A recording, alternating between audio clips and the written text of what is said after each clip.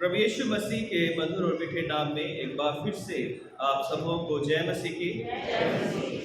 परमेश्वर का हम फिर से धन्यवाद करते हैं कि परमेश्वर ने यही सुंदर समय हमें दिया है कि हम उसके पवित्र नाम में, उसके भवन में आए, उसकी आराधना करें, उसके गीत गाएं और उसके वचन को सुन सकें। आज के जो वचन के हिस्से हमारे सामने पढ़े गए पुराने नियम से होशे उसका 14:1 से 8 और भजन 103, रोमियो 8:31 से 39 नए नियम में से, और लूका 7:36 से 50।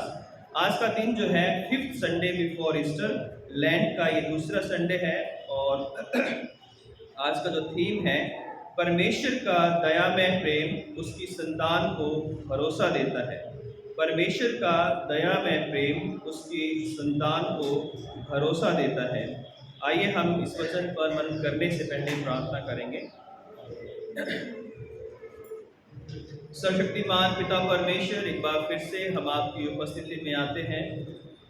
आपका धन्यवाद करते हैं कि आपने हमें ये अवसर दिया है कि हम आपके भवन में आए, आपकी आराधना करें, आपके वचन को सुने, पढ़ें, मनन करें। इस समय हमारे मनों को तैयार कर, ताकि जो कुछ हम बोलें और जो कुछ हम सुने पिता अपने मनों में उसको ग्रहण कर सकें, और ग्रहण करके पिता परमेश्वर आपका धन्यवाद करते हुए इन वचनों पर चल सकें। सब लोगों को आप पिता परमेश्वर आशीषित कर, ताकि इस समय हम आपकी वाणी को सुन सकें। यीशु क्रिस्त के नाम से मांगते हैं, आमीन। जैसा कि आज का हमारा थीम है कि परमेश्वर का के जो दया है, परमेश्वर का जो दया में प्रेम है, वो उसकी संतानों को ये अनुग्रह देता है या भरोसा देता है कि वो उसके पास आ सके। और जैसा आज हमने वचन पढ़ा है लूका उसका 7वां अध्याय कि किस तरह से एक स्त्री प्रभु के पास आई जब वो एक घर में था और आकर उसके पाँव को धोया, तो किस तरह प्रभु ने उस पर दया की है।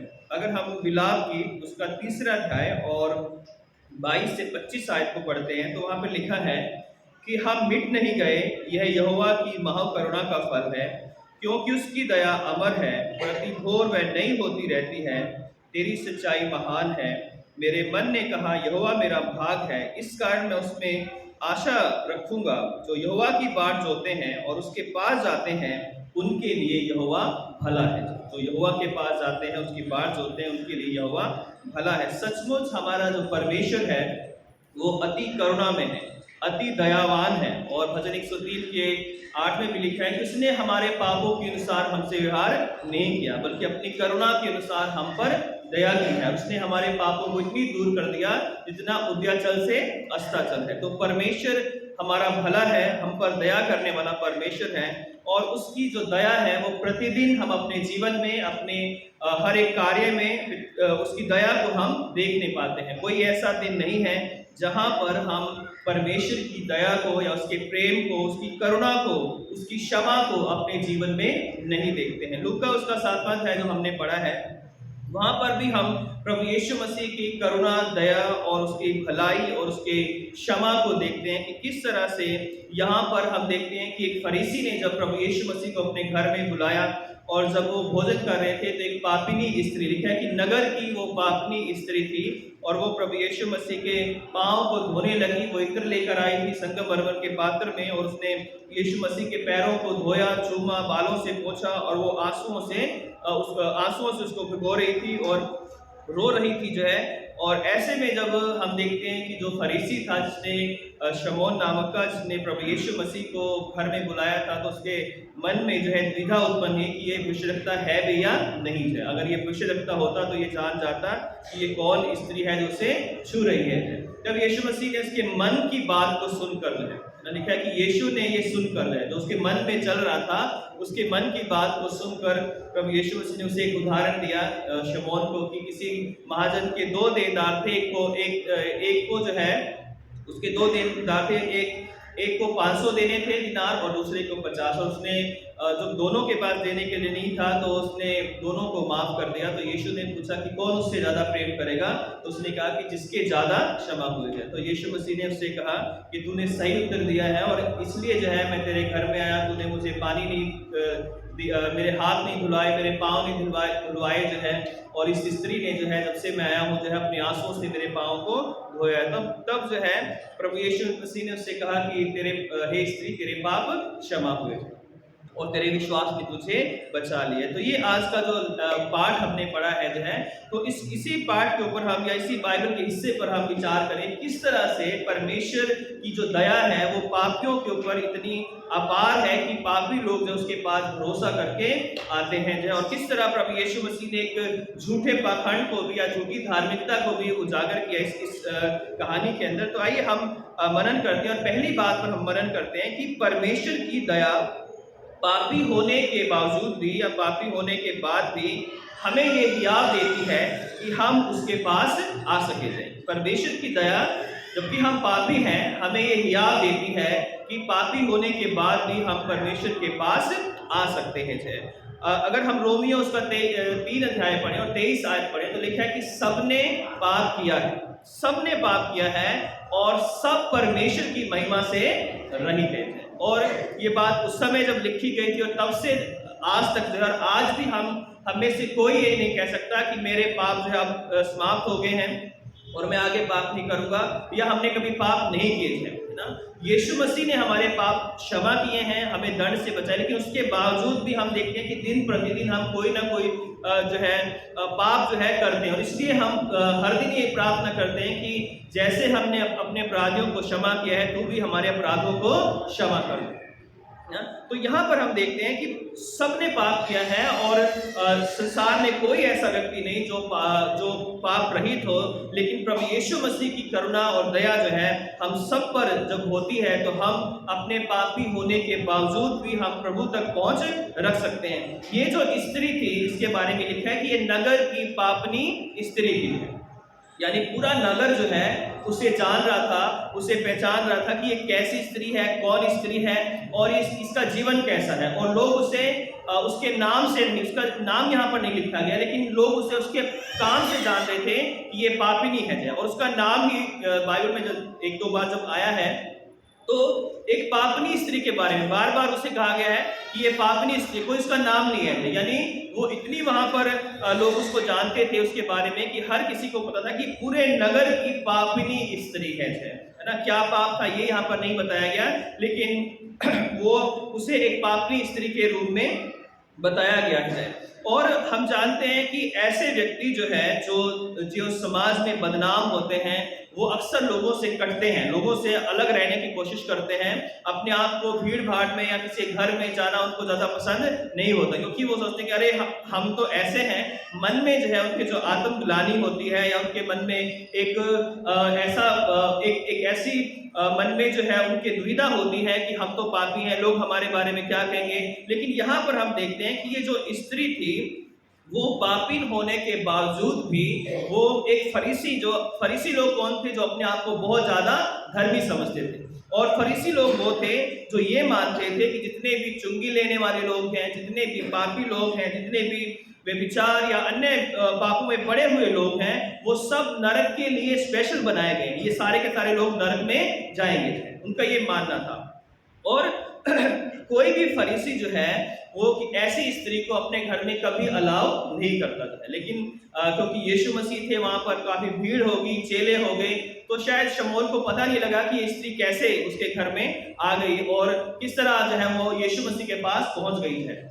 और यहाँ पर हम देखते हैं कि वो स्त्री जो है जब प्रभु यीशु मसीह के पास आती है तो एक बहुत बड़ा रिस्क लेकर आती है ना। उसे पत्थरवाह किया जा सकता था, उसे धक्के मारकर निकाल दिया जा सकता था ना, उसके लिए दरवाजे बंद कर दिए जा सकते थे, लेकिन उसने रिस्क लिया। और वो रिस्क इसलिए उसने लिया क्योंकि वो जानती थी कि जिस यीशु मसीह के पास मैं जा रही हूँ वो दया करने वाला परमेश्वर है, वो प्रेम करने वाला परमेश्वर है। चाहे कितना भी बड़ा पापी क्यों ना हो, वो उससे प्रेम करता है। प्रभु यीशु मसीह का वचन कहता है कि वो पाप से घृणा करता है, लेकिन पापियों से क्या करता है, प्रेम करता है। और पश्चातापी अगर पापी है, जो कोई पश्चाताप करने वाला पापी है, तो उसके लिए तो प्रभु के दरवाजे हमेशा खुले रहते हैं। और यहाँ पर हम देखते हैं कि आज भी बहुत सारे ऐसे लोग हैं जो हम सब जो है बहुत सारी गलतियों में होते हैं, बहुत सारे पापों में होते हैं, लेकिन फिर भी हम हियाव करके परमेश्वर की उपस्थिति में आते हैं। हम जानते हैं कि हम सिद्ध नहीं है ना। कुछ लोग कहते हैं कि हम तो पापी इसलिए हम चर्च नहीं जाते हैं ना। कुछ लोग कहते हैं कि चर्च जो है धर्मियों के लिए ही है, पापियों के लिए नहीं है। लेकिन बाइबल ये कहती है कि चर्च जो है धर्मियों के लिए तो है ही है, लेकिन पापियों के लिए उससे भी ज्यादा है, क्योंकि यीशु मसीह पापियों का उद्धार करने के लिए इस संसार में आए थे जो है। और जब हम प्रभु यीशु मसीह के पास आते हैं तो हम भी कोई अपनी बड़ी धार्मिकता या अपने कोई बड़े काम लेकर नहीं आते। ये स्त्री जो है ये बदनाम की जाए, लेकिन उसके बाद भी यीशु मसीह पर भरोसा करके, उसकी दया पर भरोसा करके वो उसके पास आती है। जब हम भी परमेश्वर के पास आते हैं, उसके भोज में शामिल होते हैं, तो हम भी अच्छी तरह जानते हैं कि हम इस योग्य नहीं है कि उसके पास आ सकें, लेकिन फिर भी हम प्रभु यीशु मसीह पर भरोसा करके उसके पास आते हैं। और जब हम अपनी विधि को पढ़ते हैं तो उसमें एक सेक्शन है 37 में, वहां लिखा है कि हम अपनी धार्मिकता पर नहीं बल्कि तेरी बड़ी दया पर भरोसा करके तेरी मेज के पास आने की जरूरत करते हैं या साहस करते हैं। हम तो इस लायक भी नहीं कि जो चूर चार तेरी मेज से गिरती है उसे चुने, लेकिन तू वो परमेश्वर है, तू वो खुदावंद है जिसका स्वभाव हमेशा दया करना है। उर्दू में लिखा है जिसका खासा हमेशा रहम फरमाना है, दया करना है।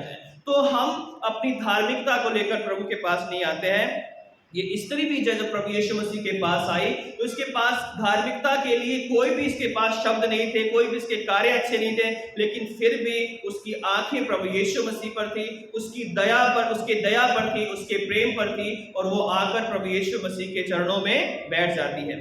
दूसरी बात यहाँ पर हम देखते हैं कि जब वो आई तो वहां पर हम देखते हैं कि शमौन जो था, जो फरीसी था, जिसने उसे अपने घर में बुलाया था प्रभु यीशु मसीह को, वो मन में सोचने लगा कि अगर ये भविष्यवक्ता होता तो ये जान जाता कि ये कैसी स्त्री है जो उसे छू रही है।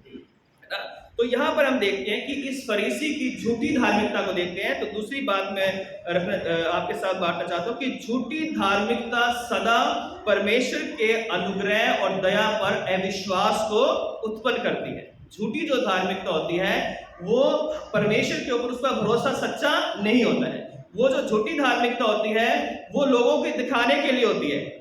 झूठी धार्मिकता जो होती है वो लोगों के सामने अपने आप को धर्मी, अपने आप को बड़ा बनाने की होती है, लेकिन एक्चुअल में परमेश्वर पर ऐसे लोगों का भरोसा नहीं होता। ये फरीसी जो था, इसने जो है उस स्त्री को जब देखा तो उसने जो है प्रभु यीशु मसीह के भविष्यवक्ता होने पर, क्योंकि उस समय प्रभु यीशु मसीह को लोग गुरु के रूप में, नबी के रूप में और स्वामी के रूप में, रब्बी के रूप में जानते थे, और यहाँ पर भी इसने यीशु मसीह को प्रभु के रूप में अपने घर में नहीं बुलाया था। इसने एक ये सोच के कि शायद ये कोई नबी है, इसलिए उसने अपने घर में उसे बुलाया।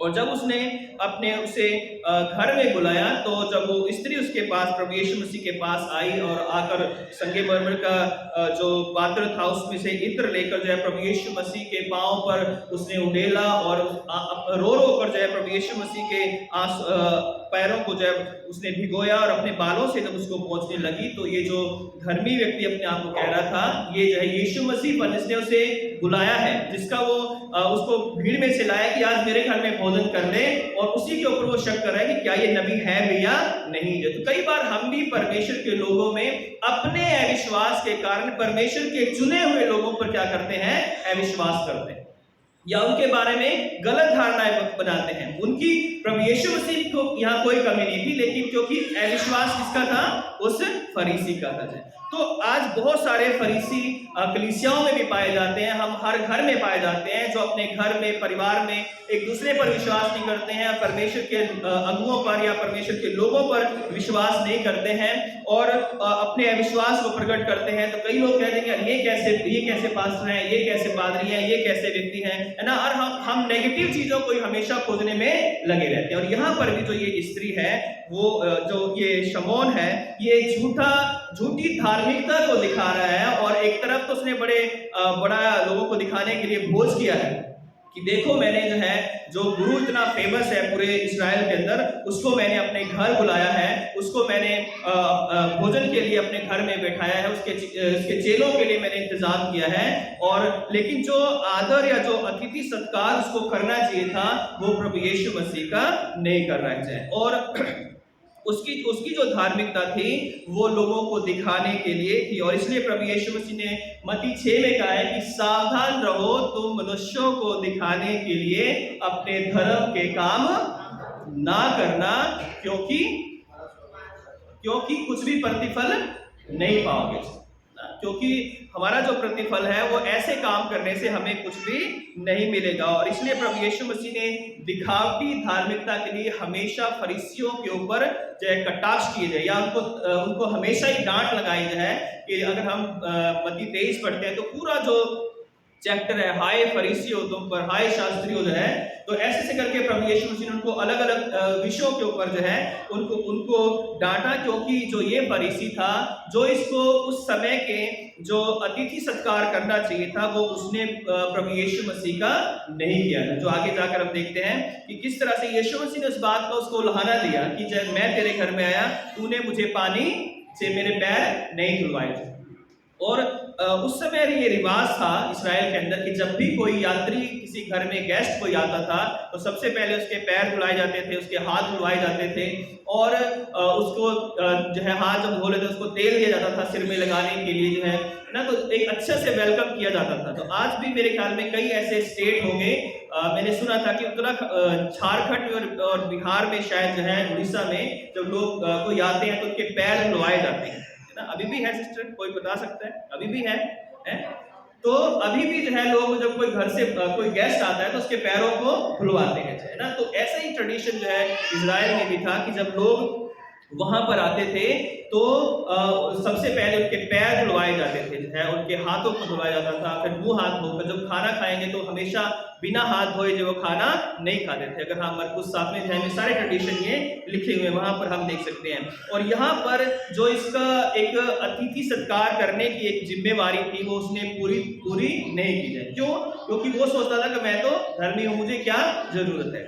और इसलिए इब्रानियों में लिखा हुआ है कि पहुनाई करना ना भूलो, यानी अतिथि सत्कार करना ना भूलो, क्योंकि ऐसा करने से, या अतिथि सत्कार जिन्होंने किया इसके द्वारा कितने लोगों ने अनजाने में ही स्वर्गदूतों की सेवा कर दी, है ना। जब हम किसी का या परमेश्वर के लोगों का जो है आदर सत्कार करते हैं तो हम अनजाने में ही परमेश्वर के स्वर्गदूतों का क्या करते हैं, आदर और सत्कार करते हैं। और पतरस भी कहता है, पतरस 4:9 में, पहला पतरस, कि जो अतिथि सत्कार है, पहुनाई करना है, वो बिना कुड़कुड़ाए हमें एक दूसरे की पहुनाई करना चाहिए। तो यहाँ पर जो ये फरीसी था जो है, इसने ऐसा कुछ भी नहीं किया, उल्टे ये उस स्त्री के ऊपर क्या कर रहा है, दोष लगा रहा है एक तरह से, या प्रभु यीशु मसीह के ऊपर शक कर रहा है कि क्या ये सच में ही भविष्यवक्ता है। तो यहाँ पर झूठी धार्मिकता जो है सदा लोगों के मन में अविश्वास को उत्पन्न कर गया। तीसरी बात यहाँ पर हम देखते हैं कि एक पापी प्रभु की दया प्राप्त करके जब पाप की दलदल से बाहर आता है तो उसका जो हृदय है वो प्रेम से, प्रभु के प्रेम से भरा रहता है, वो प्रभु से ज्यादा प्रेम करता है। और ये बात हम देख सकते हैं जब प्रभु यीशु मसीह ने 41 आयत से जो उदाहरण दिया है, तो यीशु मसीह ने एक उदाहरण दिया कि 2 देनदार थे जो है, एक 550 धरता था, और उनको देने के लिए जब कुछ भी नहीं था, अपने जो स्वामी था, तो उसने दोनों के जो दिनार थे वो क्या कर दिए, क्षमा कर दिए, है ना। क्षमा दोनों के हुए, लेकिन एक के ज्यादा हुए और एक के कम हुए जाए। तो यीशु मसीह ने उससे पूछा कि कौन ज्यादा प्रेम करेगा उससे जो है, तो उसने, फरीसी ने खुद कहा कि जिसके ज्यादा क्षमा हुई। तब प्रभु यीशु मसीह ने उस फरीसी से कहा कि तूने ठीक कहा है। उसने कहा कि उस स्त्री की ओर देखकर कहा कि क्या तू इस स्त्री को देखता है, मैं तेरे घर में आया, परंतु तूने मेरे पांव धोने के लिए पानी नहीं दिया, पर इसने मेरे पांव को आंसुओं से भिगोया और अपने बालों से पोंछा है। तूने मुझे चूमा नहीं दिया, पर जब से मैं आया हूं तब से इसने मेरे पांव को चूमना नहीं छोड़ा। तूने मेरे सिर पर तेल नहीं मला, पर इसने मेरे पांव पर इत्र मला है। तो उसने उस झूठी धार्मिकता जो फरीसी रखता था उससे बढ़कर किया, उसने तो कुछ किया ही नहीं, वो तो सोच रहा था कि मैंने प्रभु यीशु मसीह और उसके शिष्यों को खाना खिला दिया, यही मेरे लिए बहुत है और इससे आगे मुझे कुछ करने की जरूरत नहीं है। लेकिन यहाँ पर वो जो स्त्री थी उसने अपनी जो बेस्ट ऑफरिंग उसके पास थी या बेस्ट चीजें थी, जो इत्र उसके पास था, महंगा उस समय जो इत्र था, वो इत्र लाकर जो है प्रभु यीशु मसीह के पांव पर उंडेल दिया है। तो अपनी वो बेस्ट ऑफरिंग उसके पास लेकर आती है। वो स्त्री जो थी एक पापी स्त्री थी जो है, और वो एक ये जो पाप थे वो किस वजह से करती थी ये हमें नहीं पता। क्या वो कोई विधवा थी, क्या या कोई उसके माँ बाप नहीं थे, या कोई वो अकेली स्त्री थी जो है, या अपने घर की जरूरतों को पूरा करने के लिए जो भी वो बुरे काम करती थी ऐसा करती थी, तो इसका कोई ब्यौरा नहीं दिया गया है। लेकिन यही लिखा गया है कि वो एक पापिनी स्त्री थी। लेकिन जब वो यीशु मसीह के पास आती है, अपने आंसुओं से जो प्रभु यीशु मसीह के पांव को धोती है, तो इससे एक बात पता चलती है कि वो स्त्री कैसी भी थी, पापिनी थी, लेकिन वो मन में बहुत दुखी थी, बहुत पीड़ा में थी, और वो उस पीड़ा में जो है प्रभु यीशु मसीह के कदमों में आकर वो अपने आंसुओं को भिगो रही थी, आंसुओं से जो है उसके पांव को भिगो रही थी। अगर आपको हन्ना के बारे में याद है, तो हन्ना भी जब परमेश्वर के मंदिर में गई थी तो वो पीड़ा में थी, दुख में थी, और उसके ऊपर ताने मारे उसे जाते थे, और इस कारण वो प्रभु के जब भवन में गई तो वो क्या कर रही थी, वहां पर आंसुओं से रो रही थी। वो स्त्री जो प्रभु के सामने उसके भवन में जाकर आंसू बहाकर परमेश्वर के घर में रो रही थी। जब हम पीड़ा में होते हैं, दुख में होते हैं, तो हमारे जो आंसू है वो निकल आते हैं, जो हम परेशानियों में होते हैं, और उसके आंसू जो है इस बात को बता रहे थे कि वह अपने पापों की जिस दलदल में धसी हुई है उससे वो बाहर निकलना चाहती थी, और शायद अब तक उसे ये अवसर नहीं मिला या मौका नहीं मिला कि वो उस पाप की दलदल से, जो भी पाप वो कर रहे थे उसमें से वो बाहर आ सके जाए। उसके जो आंसू थे वो उसके पश्चाताप को दिखा रहे थे ना, उसके जो आंसू है, उसका जो रोना है, वो उसकी पीड़ा को, उसके सताव को, उसके अपमान को और उसके टूटे हुए हृदय को दिखा रहे थे। और भजन 51 में लिखा है 17 में कि टूटा हुआ हृदय परमेश्वर के सन्मुख ग्रहण योग्य है। परमेश्वर टूटे हुए और पिसे हुए हृदय को तुच्छ नहीं जानता है। और यहाँ पर भी ये जब स्त्री आई तो अपने टूटे हुए हृदय को लेकर आई। उसके समाज में उसके जो लोग थे जो है, उसको ताने मारने वाले लोग थे, अपमान करने वाले लोग थे, उसके बारे में बुरी बुरी बातें बताने वाले लोग थे जो है, और पूरे समाज में उसके दुख को कोई सुनने वाला नहीं था, उसकी बात को कोई सुनने वाला नहीं था। और आज उसे ये मौका मिला कि मैं प्रभु यीशु मसीह को, जो दया करने वाला प्रभु है, जो कोड़ियों को चंगा करने वाला प्रभु है, जो पापियों को क्षमा करने वाला परमेश्वर है, जो चुंगी लेने वालों के घरों में भी जाता है, मैं ऐसे प्रभु के पास जा रही हूँ। और उसे ये प्रभु ने भरोसा दिया, उसके मन में ये भरोसा था कि अगर मैं वहां जाऊंगी तो मुझे वहां से घर से बाहर नहीं निकालेंगे, मैं अगर वहां जाऊंगी तो यीशु मसीह मुझे दुदकारेंगे नहीं, चाहे मुझे नहीं डांटेंगे जो है। और इस भरोसे के साथ वो प्रभु यीशु मसीह के पास आती है, और वो इस बात से स्वयं अचंभित होगी कि कैसे एक रब्बी या एक नबी जो है उसको उसने जाकर छू लिया है, और उसके पाँव को वो छू रही है, अपने बालों से उसके पाँव को पोंछ रही है, उसे चूम रही है, और उसके बावजूद भी यीशु मसीह सिर्फ उसको देख रहे हैं ना वो कुछ बोल रही है, ना तक यीशु मसीह ने उसे कुछ बोला है। और इस बात से अचंभित थी कैसे एक उस समय में धर्मी व्यक्ति उसे छूने के लिए अलाउ कर सकता है, क्योंकि अगर कोई रब्बी या कोई फरीसी होता तो तुरंत जो है अपने नौकरों को आज्ञा देता कि इसे उठाओ और बाहर घर से बाहर फेंको, या इसे पत्थरबाह करो, क्यों इसने मुझे छू लिया, इसने मुझे अशुद्ध कर दिया है ना, ये अशुद्ध स्त्री है और इसने मुझे छूने के द्वारा क्या कर दिया है, अशुद्ध कर दिया है। लेकिन यीशु मसीह के जब पास आई तो यीशु मसीह ने उस समय में, जब बहुत सारी धार्मिक रीति रिवाज बड़े कड़े थे जो है, उसको उसने यीशु मसीह को छुआ, तो जब वो छू रही थी तो उसके आंसू बह रहे थे। जब वो छू रही थी तो वो रो रही थी। क्यों? क्योंकि उसे भी यकीन नहीं हो रहा था कि ये कौन प्रभु है, या कौन ऐसा व्यक्ति है जो ऐसी मुझ जैसी पापी स्त्री को छूने के लिए अलाउ कर रहा है। और यीशु मसीह ने दोनों व्यक्तियों के मन की दशा को जान लिया। उधर शमौन क्या सोच रहा है वो यीशु मसीह ने जान लिया, उधर वो स्त्री क्या सोच रही है यीशु मसीह वो भी जानते थे। यीशु मसीह जानते थे कि ये जो आंसू बहा रही है ये पश्चाताप के आंसू है। यीशु मसीह जानते थे कि ये दुखिया और पीड़ित और समाज में जो है एक तरह से अन्याय की गई है, इसके ऊपर इसका शोषण किया गया है, और यीशु मसीह उसके मन की दशा को जानते थे जो है। और इस कारण प्रभु यीशु मसीह जब उसको देखते रहे, उसे कुछ नहीं कहा, ना ही उस स्त्री ने चिल्ला चिल्लाकर अपनी धार्मिकता के बारे में बताया कि मेरे से क्यों गलती हुई, कैसे गलती हुई। सिर्फ उसके आंसुओं ने सब कुछ वहां पर कह दिया। कई बार जो है हमारे जो आंसू है या हमारी जो बॉडी लैंग्वेज है वो सब कुछ बता देती है। हमें ज्यादा बोलने की जरूरत नहीं होती है, और वो हमारा परमेश्वर ही है जो हमारे मन की, हमारे विचारों की, हमारे जो आत्मा हमारी पीड़ित है, दुखित है, निराश है, उस सब बातों को जानने वाले जो कौन है वो हमारे प्रभु यीशु मसीह है। और उस प्रभु यीशु मसीह ने उसे जो है देखा जो है, और जब वो व्यक्ति जो सोच रहा था कि किस तरह से जो है ये स्त्री से छू रही है, तो तब प्रभु यीशु मसीह ने उदाहरण दिया था। तो यहाँ पर एक चीज हम देखते हैं कि यीशु मसीह ने जो है उस स्त्री के पापों को क्या कर दिया, क्षमा कर दिया था।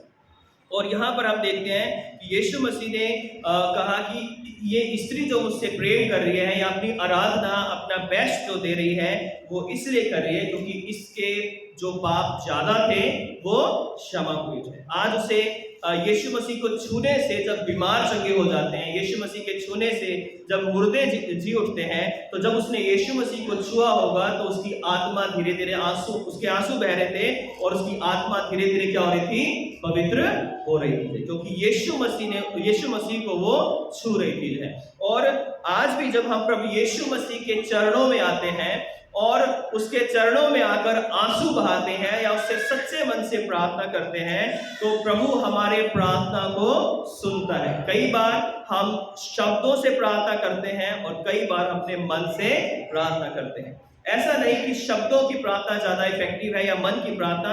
हम किसी भी तरह से प्रार्थना करें, शब्दों से भी परमेश्वर हमारी प्रार्थना को सुनता है, और बिना शब्दों के भी परमेश्वर हमारी प्रार्थना को सुन सकता है।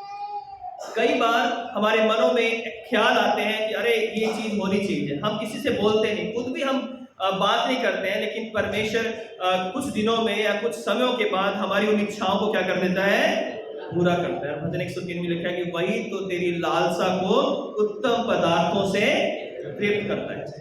हमारा परमेश्वर ऐसा है जो हमारे मन में उठे हुए विचारों को भी जो है, जो भली चीजें हमें उसके लोगों को, पश्चातापी लोगों को, से प्रेम करने वाले लोगों को जो जरूरी होती है, परमेश्वर उन चीजों को क्या करता है, मुहैया करता है। जब जब हमें जिस चीज की जरूरत होती है, परमेश्वर कोई ना कोई ऐसा इंतजाम करता है कि वो चीज हम तक पहुंच जाती है। कोई अच्छी कई बार हम मार्केट में जाते हैं, कोई अच्छी चीज हमने देख ली जो है, और जब हम उन अच्छी चीजों को देखते हैं तो परमेश्वर कई बार हमारे पास पैसे नहीं होते हैं, कई बार हम उन चीजों को खरीद नहीं पाते हैं, लेकिन कहीं ना कहीं से परमेश्वर उन चीजों को हम तक क्या कर देते हैं, पहुंचा देते हैं। परमेश्वर हम पर दया करते हैं। तो ये जो स्त्री थी, ये जब आंसुओं के साथ प्रभु यीशु मसीह के पास आई, तो प्रभु यीशु मसीह ने इसके आंसुओं को देखकर इसकी प्रार्थना को स्वीकार किया। इसकी जो दुर्दशा थी या इसकी जो मन की दशा थी, इसका जो पश्चाताप था, उसको उसने ग्रहण किया। और लास्ट की जो बात है कि एक पापी का सच्चा पश्चाताप परमेश्वर की महान करुणा और उसके जो दया है, उसकी जो क्षमा है, वो उसको अनंत जीवन का भरोसा देती है। जब एक पापी प्रभु यीशु मसीह पर विश्वास करता है और पश्चाताप करता है, तो प्रभु यीशु मसीह उसे अनंत जीवन का क्या करते हैं, भरोसा देते हैं। जब ये स्त्री आई, इसने पश्चाताप किया, और उसके बाद लास्ट में प्रभु यीशु मसीह ने क्या कहा कि इसलिए इसमें 48 वर्ष में कि उसने उस स्त्री से कहा कि तेरे पाप क्षमा हुए। नहीं, बात लास्ट में प्रभु यीशु मसीह ने कही, आते ही नहीं कही जाए। क्यों कही? क्योंकि उस स्त्री ने जो है अपने आंसुओं के द्वारा क्या किया था, पश्चाताप किया था। अपने संगम जो इत्र लाई थी संगम के पात्र में, वो उसकी आराधना थी, वो उसकी बेस्ट ऑफरिंग थी, वो उसका उत्तम उपहार था अपने प्रभु के लिए, जिससे वो प्रेम करती थी या जिससे जो है वो भरोसा रखती थी कि ये मेरा उद्धार करता है। उसके बाद प्रभु यीशु मसीह ने कहा कि तेरे विश्वास ने तुझे चंगा कर दिया जाए। तो हम देखते हैं कि एक पापिनी स्त्री जो पूरे नगर में बदनाम थी, वो यीशु मसीह के चरणों में आई, उसने आंसू बहाए और वो क्या लेकर गई? अपने पापों की क्षमा और अनंत जीवन का जो है परमानेंट जो है एश्योरेंस है ना, एक प्रॉमिस जो है कि तेरे विश्वास ने तुझे बचा लिया जाए। तो यहाँ पर हम देखते हैं कि जब हम प्रभु यीशु मसीह के पास किसी भी दशा में है, किसी भी हालात में जब हम प्रभु के पास आते हैं, चाहे हम बीमार हैं, चाहे हम दुखी हैं, चाहे हम निराश हैं, चाहे हम हताश हैं, चाहे हम फाइनेंशियली हम क्राइसिस में हैं, किसी भी तरह की समस्याओं में हैं, जब हम आंसुओं के साथ प्रभु के चरणों में आते हैं, उसके घर में आते हैं, उसके भवन में आते हैं, अपने घर में जब हम प्रार्थना करते हैं, उसके चरणों में बैठ जाते हैं, तब परमेश्वर हमारे आंसुओं को देखता है। तब परमेश्वर हमारे उस आराधना को, उस स्तुति को जो हम करते हैं, उसको वो जानता है और हमारे पापों को क्षमा करता है।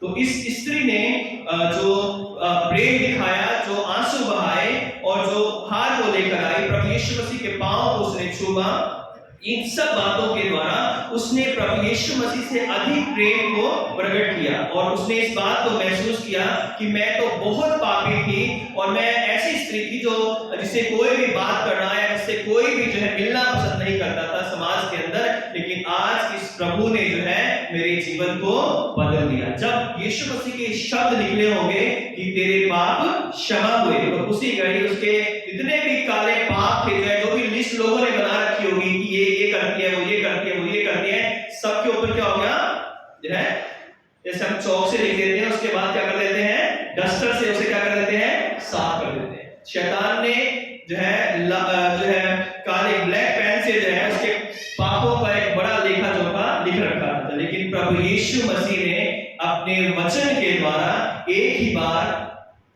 क्या कर दिया, उस सारे पापों को साफ कर दिया। उसके जो जितने भी बुरे काम थे उस सबको क्षमा करके उससे उद्धार दिया, मुक्ति दी, शांति दी, कहा कि तेरे विश्वास ने तुझे बचा लिया। आज मैं और आप भी अपने विश्वास, अपने पश्चाताप और अपने भरोसे के द्वारा, जो भरोसा हमारा प्रभु यीशु मसीह पर है, उसके द्वारा ही बचाए गए थे। यशायाह 64 में लिखा है कि तुम्हारे और मेरी गति एक समान नहीं है। तुम्हारे जो काम है, जो मनुष्य के काम है, धार्मिक काम, वो मैले चिकने कपड़ों के समान है। अगर हम अपने कामों के अनुसार देखें कि मैंने ये किया, मेरे बाप ने या मेरे पिता ने ये किया, मेरे दादा ने ये किया है, मैंने चर्च के लिए ये किया, मैंने डायसिस के लिए किया, मैंने उसके लिए ये किया, मैंने उसके लिए ये किया, इस कारण हम धर्मी ठहराए नहीं गए हैं। हम धर्मी इसलिए ठहराए गए हैं क्योंकि प्रभु यीशु मसीह ने अपने ऊपर हमारे सारे गुनाहों को ले लिया है। हमारे ही अपराधों के कारण उस पर ताड़ना पड़ी है, हमारे ही अपराधों के कारण उस पर उसने कोड़े खाए थे और उस पर तरह तरह के इल्जाम लगाए गए, तरह तरह के उसके ऊपर उसके बदनाम किया गया जो है। और क्यों, इसलिए जो है आज मैं और आप जब परमेश्वर के भवन में आते हैं तो हम बड़े आनंद के साथ आते हैं, क्योंकि हम प्रभु से प्रेम करते हैं। और जब हम प्रभु के भवन में आते हैं तो हम ये जानते हैं कि हम बहुत पापी थे, लेकिन प्रभु ने हम पर दया की है। हमारा कोई भी काम कुछ भी नहीं है परमेश्वर के आगे। हम अपने सारे जीवन भर में अगर हम प्रभु के लिए बड़े बड़े काम भी करें जो है तो वो कुछ भी नहीं है परमेश्वर की धार्मिकता के सामने, लेकिन हम बचाए गए हैं तो प्रभु के अनुग्रह के द्वारा, प्रभु की दया के द्वारा हम बचाए गए हैं। अगर हम पहला तीमुथियुस उसका पहला अध्याय अगर हम पढ़ लें, पहला तीमुथियुस और उसका पहला अध्याय और उसके 13वीं आयत से जो है पौलुस कहता है कि मैं तो पहले निंदा करने वाला, सताने वाला, अंधेर करने वाला था, तो भी मुझ पर दया हुई क्योंकि मैंने अविश्वास की दशा में बिना समझे बुझे ये काम किए थे। पौलुस ने सब जो काम किए वो कह रहा है कि मुझ पर दया हुई, मैं तो बहुत पापी था, निंदा करने वाला, सताने वाला, अंधेर करने वाला, बुरे बुरे काम करने वाला था, लेकिन मुझ पर ये दया इसलिए हुई लिखा है और हमारे प्रभु का अनुग्रह उस विश्वास और प्रेम के साथ जो मसीह यीशु में है बहुतायत से हुआ। यह बात सच और हर प्रकार से मानने के योग्य है कि मसीह यीशु पापियों के उद्धार करने के लिए जगत में आया, जिनमें सबसे बड़ा मैं हूं। पौलुस इतना धर्मी होकर भी ये कहता है, उसने कई बार कोड़े खाए, कई यात्राएं की, कई सताव सहे, जेलों में रहा, उसके बावजूद भी कह रहा है कि सबसे बड़ा पापी कौन था? मैं था ना। हम भी कह सकते हैं कि हम भी बहुत पापी थे, तरह तरह के बुरे कामों में हम फंसे हुए थे, तरह तरह की बुरी चीजों में हम फंसे हुए थे। अगर आज हम बचाए गए हैं, आज हम उसके भवन में हैं, आज उसके हम घर में आनंद के साथ उसकी आराधना करें, उसकी स्तुति करें, वो इसलिए हुआ क्योंकि हम पर दया हुई, हम पर अनुग्रह हुआ। इसलिए वो कहता है कि पर मुझ पर इसलिए दया हुई कि मुझ सबसे बड़े पापी में यीशु मसीह अपनी पूरी सहनशीलता दिखाए, कि जो लोग उस पर अनंत जीवन के लिए विश्वास करेंगे उनके लिए मैं एक आदर्श बन जाऊं। आज प्रभु यीशु मसीह ने मुझे और आपको भी चुना है, हमारे बहुत सारे पापों को क्षमा किया है। क्योंकि अगर हम अपने पापों को देखें तो हम ना मैं यहाँ खड़ा होने के योग्य हूं और आप ना हम यहाँ पर बैठने के योग्य, लेकिन ये परमेश्वर की बहुत बड़ी करुणा है, उसकी दया है कि उसने जो है हमारे पापों के अनुसार हमसे व्यवहार नहीं किया है। और इस स्त्री के साथ भी प्रभु यीशु मसीह ने उसके पापों के अनुसार व्यवहार नहीं किया, बल्कि अपनी बड़ी करुणा के अनुसार उस पर दया की है। और आज हम परमेश्वर का धन्यवाद करते हैं कि आज हम प्रभु के